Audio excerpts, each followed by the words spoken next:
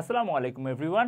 তোমরা যারা HSC 27 batch আছো তোমাদের মাঝে এখন আশা করি কিছুটা সিরিয়াসনেস চলে আসছে, বিকজ তোমাদের মাথায় আবার একটা জিনিস মাথায় আসতে পারে যে হ্যাঁ আমাদের এইচএসসি পরীক্ষা তো 2027 সালে, এখন চলে মাত্র 2025 সালে, আমাদের কাছে হিউজ সময়। আসলে তোমার একটা জিনিস মাথায় রাখতে হবে যে কি সময় মানে খুব দ্রুত চলে যাবে এই কিছুদিনের মধ্যে। এর জন্য মূল কারণগুলো কী কী? তোমার কিন্তু সাবজেক্ট কয়েকটা না, তোমার সাবজেক্ট কিন্তু অনেক বেশি। কলেজে উঠলে কিন্তু মানুষের সাবজেক্ট অ্যাকচুয়ালি কমে না, অ্যাকচুয়ালি কি লোড আরও বাড়ে। তোমাকে যদি বলি যে কি তোমার সাবজেক্ট কয়টা, বাংলা, ইংলিশ, অ্যাকাউন্টিং, ফাইন্যান্স অথবা মার্কেটিং, ম্যানেজমেন্ট, আর কি আইসিটি, আবার কোনো একটা ফোর্থ সাবজেক্ট, ওকে তুমি যেটাই নাও বা যেটাকে অপশনাল যেটাকে বলা হয়। সো এই ক্ষেত্রে তোমার মাথায় রাখতে হবে প্রত্যেকটা সাবজেক্টে আবার দুইটা করে পার্ট আছে, আই মিন পেপার আছে, ফার্স্ট পেপার সেকেন্ড পেপার, প্রত্যেকটা সাবজেক্টের জন্য ফার্স্ট পেপার সেকেন্ড পেপার আছে। এক্ষেত্রে তোমরা এসএসসিতে তোমরা যেটা করেছিলা যে ফার্স্ট পেপারের জন্য যেটা করছো যে 100 নম্বরের এক্সাম দিছো, আর সেকেন্ড পেপারের জন্য 50 মার্কসের এক্সাম দিছো, আর প্রত্যেকটা সাবজেক্টের কিন্তু ফার্স্ট পেপার সেকেন্ড পেপার ছিলও না, ওকে। সো এই ক্ষেত্রে বাট এবার এসে যেটা হয়েছে যে তোমার প্রত্যেকটা সাবজেক্টের ফার্স্ট পেপার সেকেন্ড পেপার আছে, আর প্রত্যেকটা কিন্তু কি 100 মার্কসের করে। সো এখানে তোমার দেখতে পাচ্ছ কি প্রত্যেকটা সাবজেক্টে তুমি আবার 2 দিয়ে গুণ করতে হবে। আবার একটা ভয়ানক জিনিস হচ্ছে যে ধরো তুমি ফার্স্ট ইয়ারে তুমি শুধুমাত্র কি ফার্স্ট পেপারের এক্সাম দিচ্ছ এমন না, তুমি যে ফার্স্ট ইয়ারে ফার্স্ট পেপারের সবগুলো এক্সাম দিচ্ছ, সেকেন্ড ইয়ারে সেকেন্ড পেপারে সবগুলো এক্সাম দিচ্ছ, ব্যাপারটা এমন না। এইচএসসির সময় তোমার যেটা দেখতে হচ্ছে যে কি এইচএসসির সময় তুমি ফার্স্ট পেপার সেকেন্ড পেপার দুইটি একসাথে মিলেই তোমার কি দিতে হচ্ছে, এক্সাম দিতে হচ্ছে। সো আলটিমেটলি কিন্তু সাবজেক্টের সংখ্যা কি হলো, অনেক বেড়েই গেল। সো এই ক্ষেত্রে তোমার যেটা মেনটেন করতে হবে একটা কনসিস্টেন্সি। ব্যাপারটা হচ্ছে এমন যে তুমি তোমাদের মাঝখানে একটা বড় ধরনের কোয়েশ্চেন আসে যে আসলে প্রতিদিন কয়টা করে সাবজেক্ট পড়বো, প্রতিদিন কয়টা করে সাবজেক্ট পড়লে যাতে আমার লাস্ট মোমেন্টে যদি হিমশিম না খেতে হয়। সো এই ক্ষেত্রে যদি আমি তোমাকে একটা বলি যে একটা সাইকেল মেনটেন করো, একটু সুন্দর মতো টাইম ব্লকিং করো, আর হচ্ছে কি একটা ব্যালেন্সিং রাখো। সো আজকের ভিডিওটা এটা নিয়ে আলোচনা হবে, ওকে। সো আমি যদি বলি আজকে, সো আমি একটা সাইকেল দেখাই, আই মিন তোমার সাবজেক্টগুলোকে তুমি তো একদিনের সবগুলো সাবজেক্ট পড়তে পারবা না, রাইট? এটা স্বাভাবিক একটা জিনিস। তুমি যদি একদিন সবগুলো সাবজেক্ট পড়তে পারবা না, তুমি 2 দিনে সবগুলো সাবজেক্ট কভার করো না, কীভাবে কভার করবা? আচ্ছা, আমরা যারা কমার্স স্টুডেন্ট আছি আমরা এত পড়াশোনাই বা কেন করবো? সো ওই জন্য আমি একটা সুন্দর মতোই তোমাদের একটা মোটামুটি একটা স্ট্রাকচার দেখাই দিই। ফার্স্ট অফ অল তুমি টাইম ব্লকিংটা করো। আমি ব্যালেন্সিং নিয়ে একটু পরে বলতেছি যে ব্যালেন্স কীভাবে হচ্ছে। সো টাইম ব্লকিং নিয়ে যদি চিন্তা করো যে তুমি তোমার টাইমটাকে, তুমি তোমার প্রতিদিনটাকে 3টা ভাগে ভাগ করো। একটা হচ্ছে সকাল, একটা হচ্ছে বিকাল, ওকে, আর একটা হচ্ছে কি রাত। সো মানুষজন এই টাইমগুলোতেই পড়াশোনা করে। বিকাল টাইমে যারা একটু বেশি তোমরা একটু ভালো রেজাল্টের আশা করতেছো, আশাবাদী, তোমার বিকাল টাইমে একটু পড়াশোনা করতে হবে, ওকে। আর সো তুমি যদি ডে 1 ডে 2 এভাবে যদি চিন্তা করো তাহলে তুমি সকালবেলা কি সাবজেক্ট পড়তে পারো এটা তোমার ডিপেন্ড করে তোমার উপরে। তুমি যদি থিওরিটিক্যাল ভালো বুঝো অথবা তুমি যদি মুখস্থ বিদ্যা ভালো বুঝো তাহলে তুমি সকালবেলা এটা করতে পারো। যদি সকালে না, তুমি এটা পরে পড়তে পারো। মনে করো তুমি ম্যাথমেটিক্সে ভালো, আবার এমন হতে পারে কি তুমি থিওরিটিক্যালে ভালো বা মুখস্থ বিদ্যায় ভালো, তুমি যেটা ভালো না সেটা তুমি সকালের জন্য রেখে দাও। সকালবেলা তোমার একটু ব্রেন রিফ্রেশ থাকবে, তোমার ব্রেন কি একটু ভালোভাবে ফাংশন করবে। সেই ক্ষেত্রে ধরো তুমি হচ্ছে ম্যাথমেটিক্সে ভালো, তুমি ধরো অ্যাকাউন্টিং ভালো করতে পারো, ফাইন্যান্স ভালো করতে পারো, ওকে।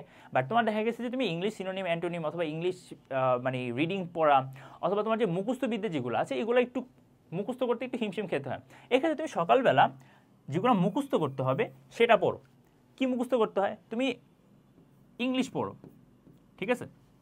ইংলিশ তোমার হচ্ছে সিনোনিম অ্যান্টোনিম পড়তে হচ্ছে, অথবা তুমি যদি রেগুলার একটা করে ওয়ার্ড শিখো সেটা তোমার অ্যাডমিশনের কাজে দিবে, অথবা তুমি হচ্ছে মানে প্রত্যেকটা পাঠ পড়ার সময় এগুলো ট্রান্সলেট করে পড়তে হচ্ছে। এই সকল যেগুলো মনে রাখার জিনিস এগুলো কি তুমি সকালে পড়ো, ওকে।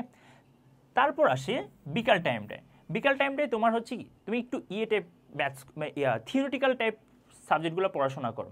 ধরো তুমি অ্যাকাউন্টিং, ওকে, অথবা অ্যাকাউন্টিং হতে পারে, অথবা তুমি ধরো ফাইন্যান্স অথবা মার্কেটিং পড়ো। এগুলো থিওরি জাতীয় জিনিস, এগুলোর জন্য তোমার হচ্ছে কি খুব বেশি স্কিলড প্রয়োজন নাই।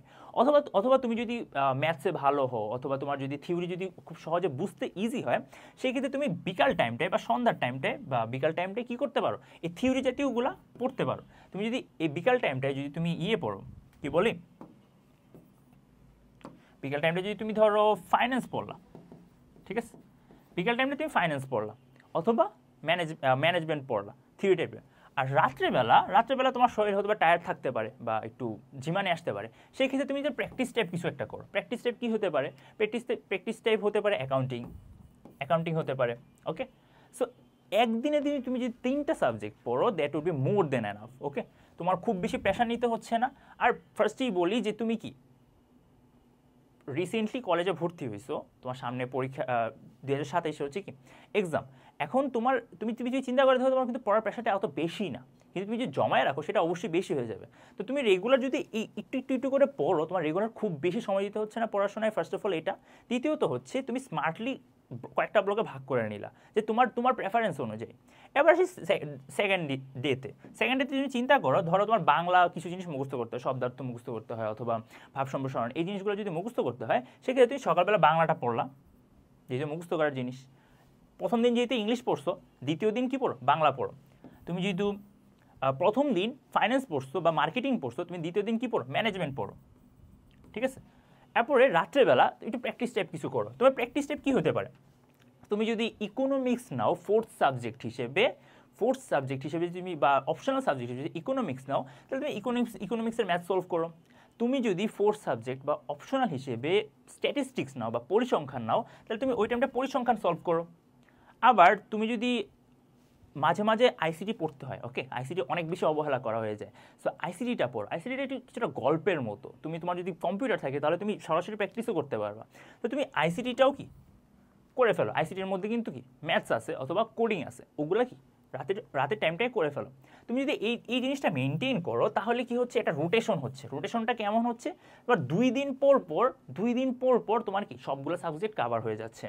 আর হচ্ছে time table, time blocking method, এর মাধ্যমে কি হচ্ছে, যে তুমি পড়ার টেবিলে বসে খুব বেশি চিন্তা করতে হচ্ছে না, আচ্ছা কী পড়বো না। তোমার যেটা হবে, তুমি পড়ার টেবিলে বসেই তুমি যেই সাবজেক্টটা আসবে, তুমি জাস্ট বই খুলে পড়া শুরু করে দিতে পারবে। তোমার সময় নষ্ট হচ্ছে না বা খুব বেশি টেন্সড ফিল হবে না। ওকে, আবার হচ্ছে তুমি যদি এখন থেকে যদি এগুলো নিয়মিত করে পড়া শুরু করো, রেগুলার যদি 3টা সাবজেক্ট পড়ো, তাহলে কি হবে, যে তোমার এখন যেহেতু পড়ার প্রেশারটা কম, তোমার রেগুলার খুব বেশি করে পড়তে হবে না। ঠিক আছে, তুমি যদি একটু করে পড়ে যাও, রেগুলার যদি পড়ে যাও, তাহলে দেখা যাবে যে পরীক্ষার আগের দিন তোমার মাথা ভর্তি টেনশন নিয়ে পড়ার টেবিলে বসতে হবে না। ওকে, আর হচ্ছে কি ব্যালেন্সিং, এই যে তুমি যে রেগুলার 3টা করে সাবজেক্ট পড়লা আর ব্যালেন্স করলা, যে আমি রাতে কি করব, অ্যাকাউন্টিং করলাম, অ্যাকাউন্টিং প্র্যাকটিস জাতীয় জিনিস, খুব বেশি প্রেশার নিতে হচ্ছে না, আমি একটার পর একটা ম্যাথ সলভ করেই যাচ্ছি।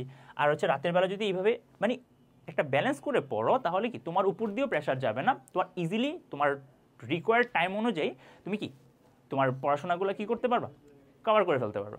ওকে, সো তোমরা যারা এইচএসসি 27 ব্যাচ আছো, তোমাদের জন্য একটা ভালো কোর্স আছে হালকেস্টাইনের, সেটা হচ্ছে কি academic two admission course. Academic two admission কোর্সে তুমি তোমার একাডেমিক যত পড়াশোনা আছে, যত চ্যাপ্টার আছে, যা আছে সবগুলো কি কভার করে দিচ্ছে এই কোর্সটি।